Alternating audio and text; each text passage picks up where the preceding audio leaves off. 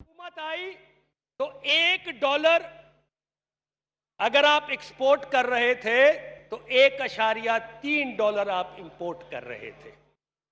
जब हुकूमत गई तो $1 आप एक्सपोर्ट कर रहे थे और $2.3 आप इंपोर्ट कर रहे थे।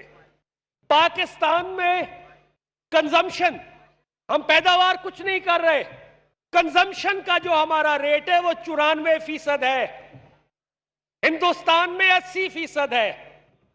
और फिर आप आ जाए कि मईशत का पहिया चलाते हैं क्रेडिट, बैंक्स, उनको पैसा मिलता है सेविंग से। पाकिस्तान में सेविंग का रेट 10% है, हिंदुस्तान में 20% है।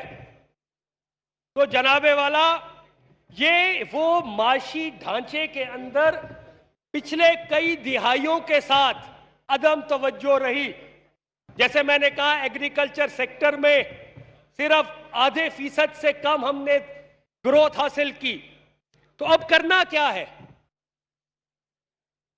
देखिए, मैं आपकी खिदमत, इस ऐवान की खिदमत बड़े मुदबाना लहजे में अर्ज कर रहा हूं कि हमें ये मुल्क की जो माशी पॉलिसी है, जिसके अंदर पाकिस्तान की एनर्जी पॉलिसी, जिसके अंदर पाकिस्तान की एग्रीकल्चर और फूड सिक्योरिटी पॉलिसी, जिसके अंदर पाकिस्तान की टैक्स पॉलिसी, ये कोई एक हुकूमत और पूरी ऑपोजिशन मुखालफत करे टैक्स रिजीम की तो आप 11-12% पे रहेंगे।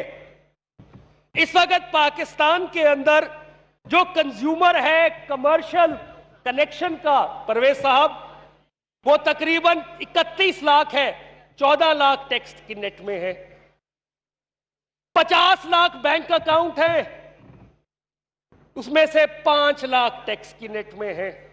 तो हमें सोचना पड़ेगा, एक मिनहासुल अक्रॉस पार्टी लाइन सोचना पड़ेगा कि हम अपने रेवेन्यूज हुकूमत चलाने के लिए, और खास तौर पे 8वीं तरमीम के बाद, और जब आपके पास कर्जों का हुजूम 78% होगा तो उसके मुताबिक से आपको सूद अदा करना पड़ेगा, प्रिंसिपल अमाउंट अदा करनी पड़ेगी। अब हकीकत यह है कि अगर इन्हीं रेवेन्यू के साथ हम चलेंगे तो इस साल 7वीं तरमीम के बाद अगर आप 5 ट्रिलियन भी कमा लें रेवेन्यू से 12% जीडीपी के टैक्स रेशो पे, तो आप वफाक के पास 3000 अरब से भी 3000 अरब आपको सूबों को देना पड़ता है।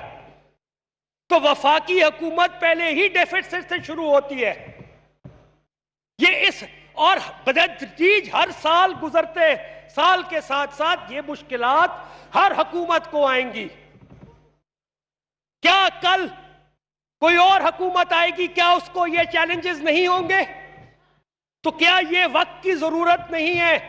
सरमायाकारी, एहसन इकबाल साहब चले गए हैं, आप किसी से डेटा चेक करवा ले, पिछले 5 साल के अंदर प्राइवेट सेक्टर सरमायाकारी मईशत के अंदर, एक तो इस मुल्क के अंदर एक सोच पैदा करनी पड़ेगी कि सरमायाकार को एक इज्जत देनी पड़ेगी। आपको पूरे पाकिस्तान की प्राइवेट सेक्टर इन्वेस्टमेंट 9% की है।